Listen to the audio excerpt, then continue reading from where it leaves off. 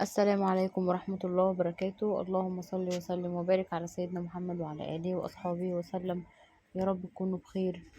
النهاردة في الفيديو هنعمل مع بعض حاجة حلوة، بس مش كل الناس بتحبها ومش كل الناس بتاكلها. تمام. بس يعني هي بتبقى حاجة كده من ضمن الأساسيات في شم النسيم. كل سنة وانتم طيبين طبعا. يلا بينا نشوف هنعمل ايه النهارده. قبل ما نخش على الفيديو ما تنسوش ان احنا نصلي على النبي في كومنت، وندعي لاخواتنا في غزه ان ربنا ينصرهم ويجبرهم ويرحم امواتهم واموات المسلمين اجمعين يا رب العالمين. انا اول حاجه عندي دلوقتي بطاطستين كده، هبتدي ان انا اقشرهم واخرطهم صوابع عشان خاطر نحمرهم. تمام. وهنكمل بقى ونشوف مع بعض هنعمل ايه. ده بيض كنت بسلقه عادي مفيش اي مشكله، بس ايه كنت عايزه اعمله ملون، بس مصورتوش معاكم في الفيديو بس عملته. هبتدي دلوقتي الخضار اللي قدامي عندي فلفل اخضر وفلفل الوان وطماطم وبصل وليمون وطحينه. تقريبا كده احنا عرفنا احنا هنعمل ايه مع بعض. هنعمل النهارده سلطه رنجه، حاجه كده خطيره خطيره بمعنى الكلمه، هتعجبكم قوي قوي قوي. ولو جربتوها وما بتاكلوش الرنجة هتاكلوها بالطريقة دي من كتر ما هي طعمها بجد بجد خطير. هقطع البصل بقى مكعبات صغيرة، والفلفل مكعبات صغيرة، والطماطم مكعبات صغيرة. كل الخضار اللي قدامي ده هقطعه مكعبات صغيرة. حابة تضيفي عليها بقى كزبرة بقدونس الكلام ده كله براحتك، بس انا بصراحة مش بحبه ومش بفضله. بيغير معايا لونه وطعمه، لما بيقعد في سلطة الرنجة فترة طويلة بيمرر. فانا بستكفى بالطماطم والفلفل والبصل بس.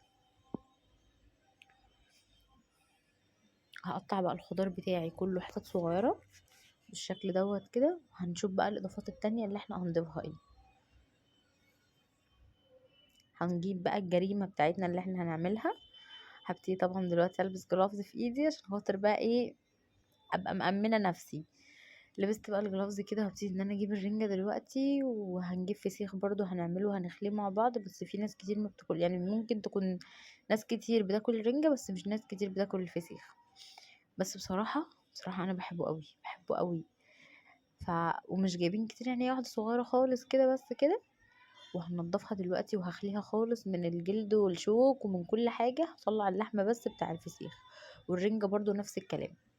ممكن تشوي الرنجة على النار تشمميها النار براحتك، بس انا كده كده هخليها من الجلد خالص. وهقشرها خالص خالص واحطها على السلطة بتاعت، يعني السلطة اللي احنا قطعناها كمان. فمش محتاجة ان انا اشممها النار او اشويها على النار. هجيب الفسيخ كده بقى هنضفه، بس ايه يعني هفتحه كده وهشيل القشر اللي عليه من بره، وهجيب منديل كده انضف قلبه من جوه عشان ابتدي بقى ان انا اخليه بقى على نضافه كده ويكون زي الفل.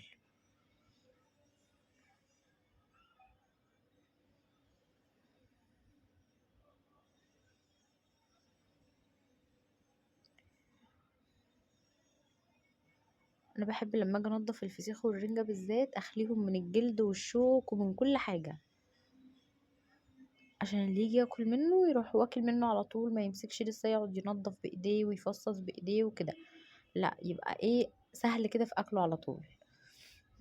بعد ما شلت الشوك اللي فيه كله هبتدي دلوقتي ان انا اطلع اللحم كده، واللحم اصلا بيخرج من الجلد بمنتهى السهوله. بصراحه كان طعمه حلو قوي، ما كانش مالح وكان طعمه مظبوط كده، ملحه مظبوط. وكان خطير بصراحه كان حلو قوي.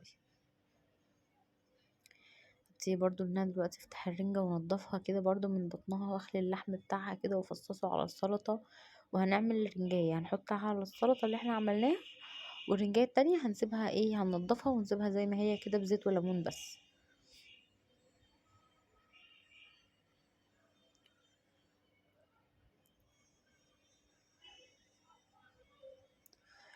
لا إله إلا الله ولا حول ولا قوة إلا بالله العلي العظيم.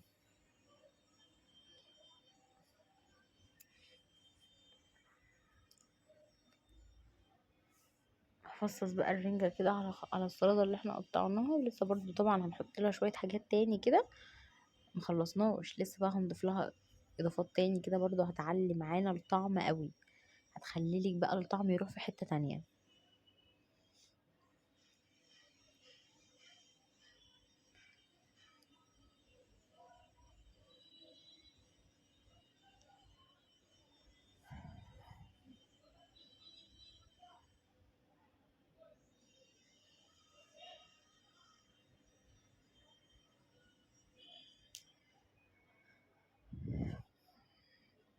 هجيب بقى شويه ليمون حلوين كده، هقطعهم بقى وهبتدي ان انا ادي بقى ايه الفسيخ بتاعي كده عصره من الليمون، والرنجة برضو عصرة كده من الليمون. وسلطة الرنجة دي بقى ايه، هنغرقها ليمون بمعنى الكلمة، يعني حطي عليها 5 6 ليمونات كده عصريهم، وما تقلقيش مش هتطلع حادقة ولا هتطلع بتزعق كده او بتجزع كده معاكي، لا هتبقى حلوة قوي.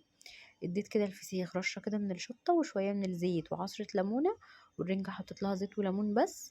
وسلطة الرنجة دي بقى ايه، انا هحط لها بتاع 4 ليمونات كده حلوين. الليمون بتاعك لو كبير وفي ميه كتير حطي ليمونتين 3 بس، الليمون بتاعك لو صغير حطي بقى ايه 3 4 يعني 4 5 ليمونات كده. تمام. انا بقى عصرت عليه بتاع 5 ليمونات كده عشان الليمون بتاعي كان صغير، فعصرت بتاع 5 ليمونات كده. والبطاطس طبعا حمرتها،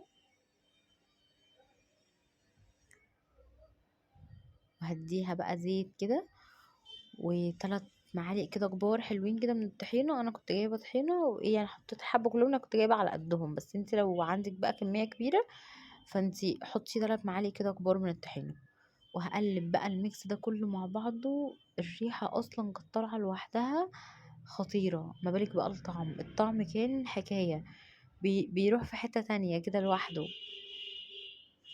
جربوا سلطة الرنجة بالطريقة دي هتحبوها قوي. وده كان الشكل كده النهائي، سلطة الرنجة وقطعت عليها شرايح ليمون كده، والبطاطس والبصل والفسيخ والرنجة وزيت وليمون بس. وده كان الفيديو بتاعنا النهاردة، يا رب الفيديو يكون عجبكم. متنسوش تعملوا لايك وتعملوا سبسكرايب للقناة وتفعلوا زر الجرس عشان يوصلكوا كل جديد، وتعملوا شير للفيديو. واشوفكم في فيديو جديد. السلام عليكم ورحمة الله وبركاته.